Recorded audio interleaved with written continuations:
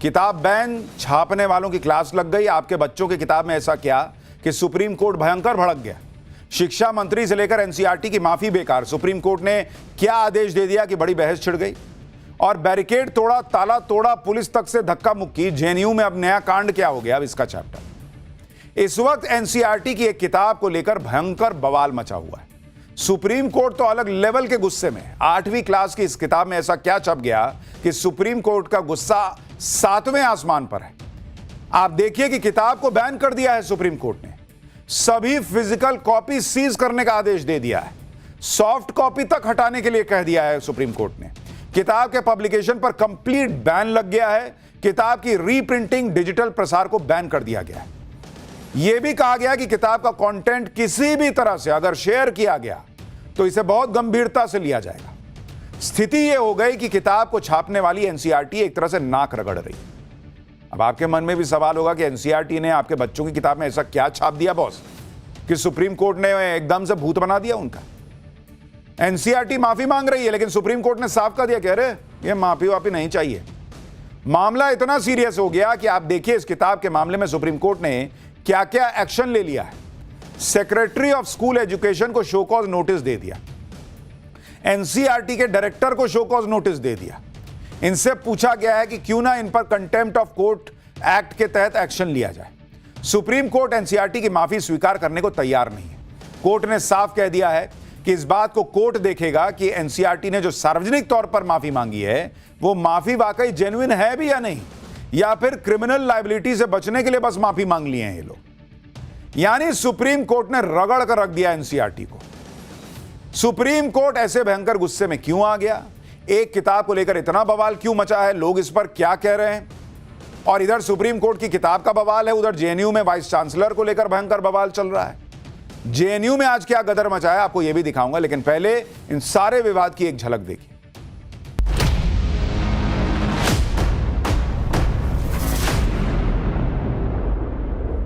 न्यायपालिका को कोई भी असम्मान करने का कोई उद्देश्य ही नहीं था।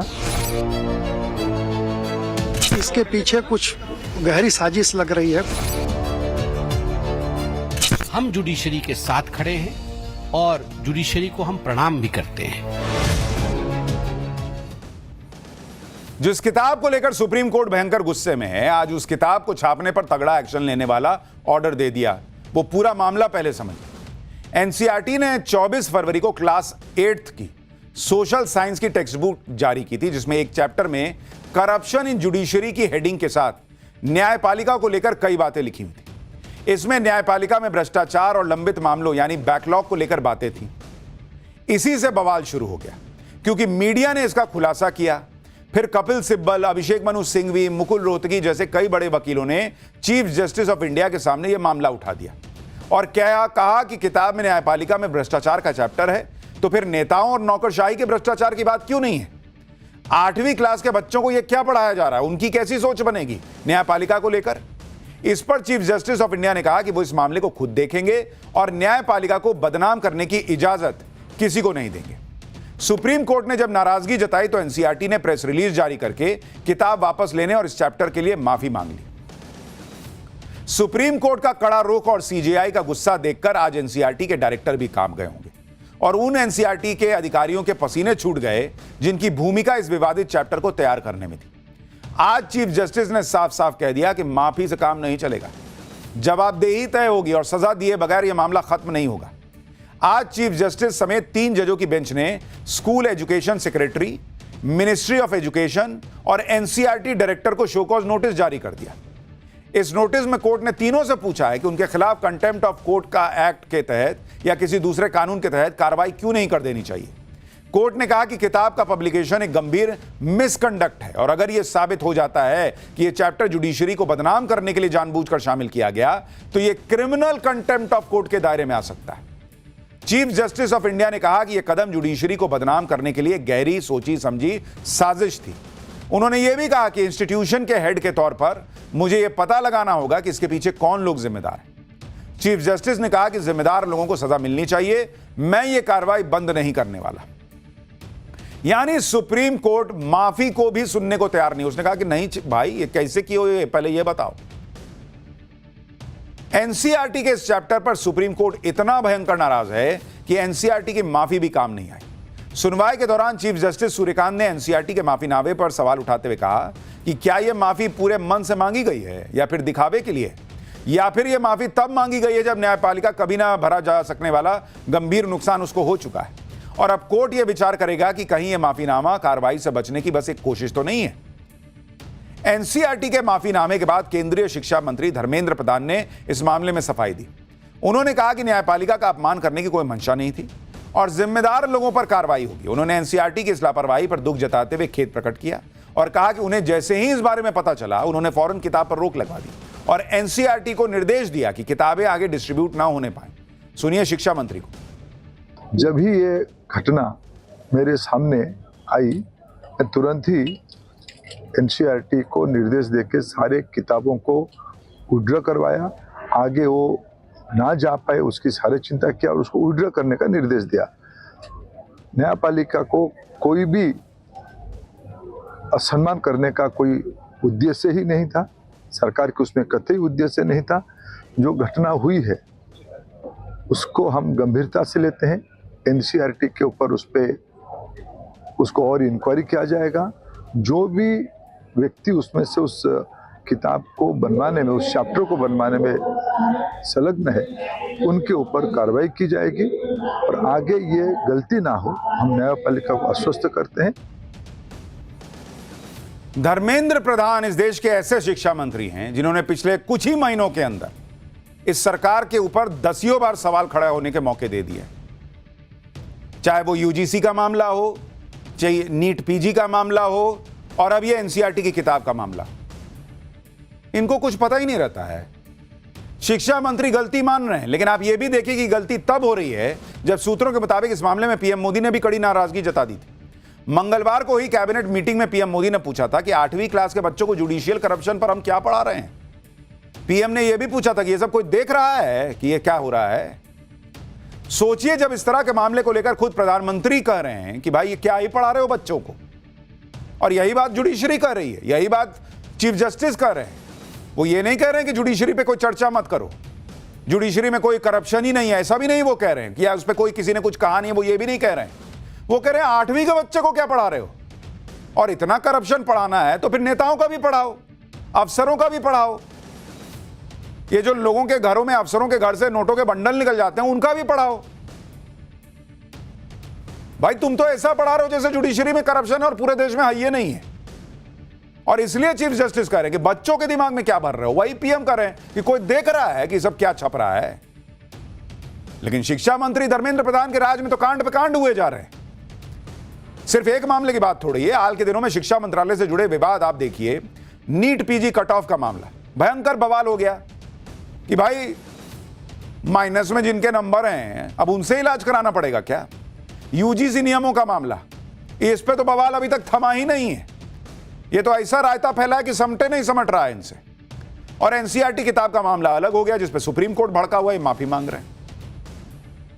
सुप्रीम कोर्ट में सुनवाई के दौरान आज क्या हुआ वो भी आपको बताता हूं। आज सुप्रीम कोर्ट में इस मामले में सुनवाई जैसे ही शुरू हुई, सॉलिसिटर जनरल तुषार मेहता ने कोर्ट को जानकारी दी कि एनसीईआरटी ने क्लास 8th की सोशल साइंस की किताब का विवादित चैप्टर वापस ले लिया है। एसजी ने कहा कि एनसीईआरटी ने गलती के लिए माफी मांगी है। इस पर chief justice of India Suryakant ने कहा कि एनसीईआरटी की प्रेस रिलीज में माफी का एक भी शब्द नहीं है। सीजीआई ने यह भी कहा कि जब उन्होंने पहले सुप्रीम कोर्ट के सेक्रेटरी जनरल से अखबार की रिपोर्ट के बारे में पूछने को कहा था तो एनसीईआरटी ने अपने जवाब में चैप्टर का बचाव किया था। इस पर तुषार मेहता ने कोर्ट को भरोसा दिलाया कि जिन लोगों ने चैप्टर का बचाव किया है वो भविष्य में एनसीईआरटी या किसी दूसरी मिनिस्ट्री से जुड़े नहीं होंगे। इस पर सीजीआई ने कहा कि यह बहुत थोड़ी कार्रवाई है। उन्होंने गोली चलाई जिसकी वजह से जुडिशरी आज खून से लथपथ है। एसजी ने भरोसा दिलाया कि चैप्टर को दोबारा पब्लिश किया जाएगा और वो खुद इसकी जांच करेंगे। चीफ जस्टिस ने कहा कि हम स्कूल के बच्चों को यह कैसे पढ़ा सकते हैं कि देश में न्याय ही नहीं मिल रहा है। सॉलिसिटर जनरल ने कहा कि सिर्फ 32 किताबें मार्केट में गई थी और उन्हें वापस मंगा लिया जाएगा। सीनियर एडवोकेट कपिल सिब्बल ने कहा कि पीडीएफ फॉर्मेट में चैप्टर की सॉफ्ट कॉपी सोशल मीडिया पर बड़े पैमाने पर सर्कुलेट हो रही है। जस्टिस बागची ने कहा कि सेंटर को इंटरनेट से कॉपी हटाने के लिए निर्देश जारी करने चाहिए। अपनी दलील के आखिर में तुषार मेहता ने कहा कि हम कोर्ट के साथ हैं, इसके लिए जो भी जिम्मेदार है उसे इसका अंजाम भुगतना होगा। इस सुनवाई के दौरान बार काउंसिल ऑफ इंडिया के चेयरपर्सन मनन कुमार मिश्रा भी कोर्ट में थे।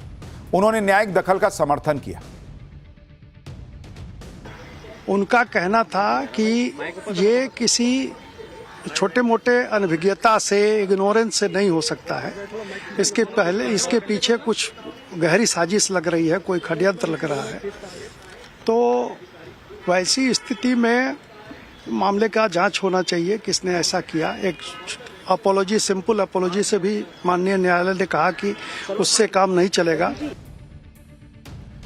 बीजेपी सांसद संबित पात्रा ने भी इस मामले में पार्टी और सरकार का पक्ष रखा। उन्होंने कहा कि जुडिशरी का पूरा सम्मान है और सरकार न्यायपालिका के साथ खड़ी है।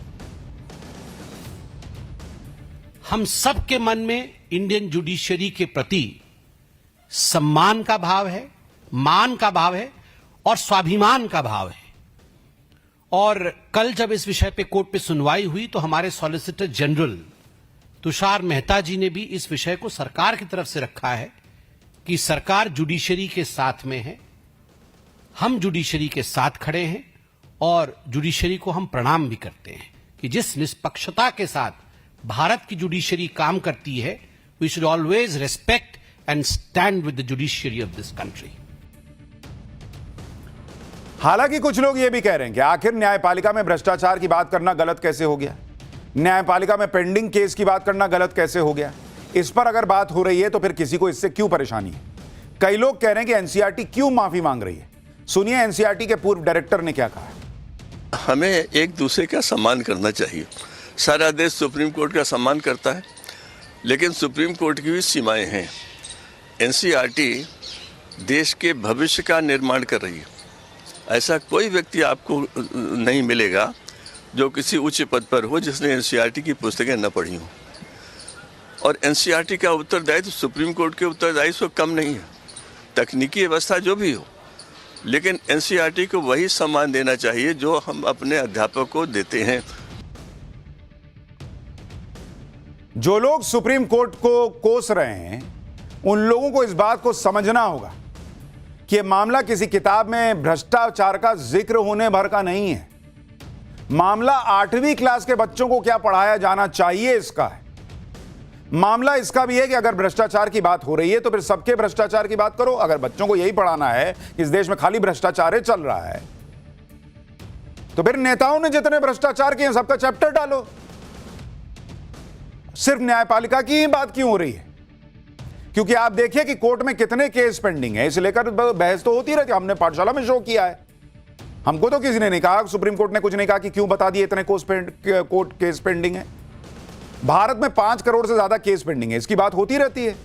पेंडिंग केस कैसे न्यायपालिका के सामने बड़ी चुनौती है, इसकी भी बात होती रहती है। न्यायपालिका में भ्रष्टाचार के आरोपों को लेकर कई बार बहस हुई है।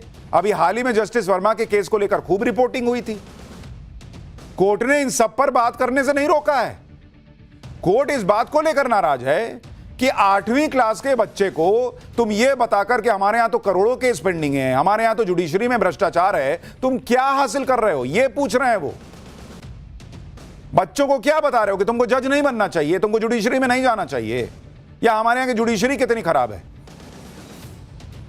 8वीं का बच्चा यह जान लेगा तो क्या हासिल करेगा, यह एनसीईआरटी को बताना चाहिए। और अगर यही आज जानकर कि करप्शन क्या है, नहीं है, कितने केस पेंडिंग है, तो बताओ सरकारी दफ्तरों में कितने फाइलें पेंडिंग पड़ी हुई हैं, ये क्यों नहीं बताते? कितने सरकारी दफ्तरों में काम पेंडिंग है, ये क्यों नहीं बताते?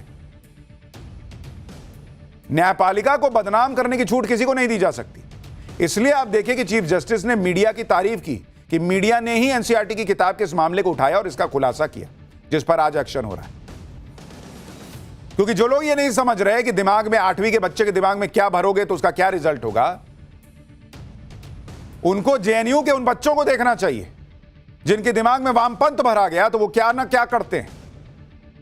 क्योंकि एक तरफ किताब को लेकर बवाल है, दूसरी तरफ यूनिवर्सिटी में बवाल है। जेएनयू में आज फिर कांड हो गया बॉस।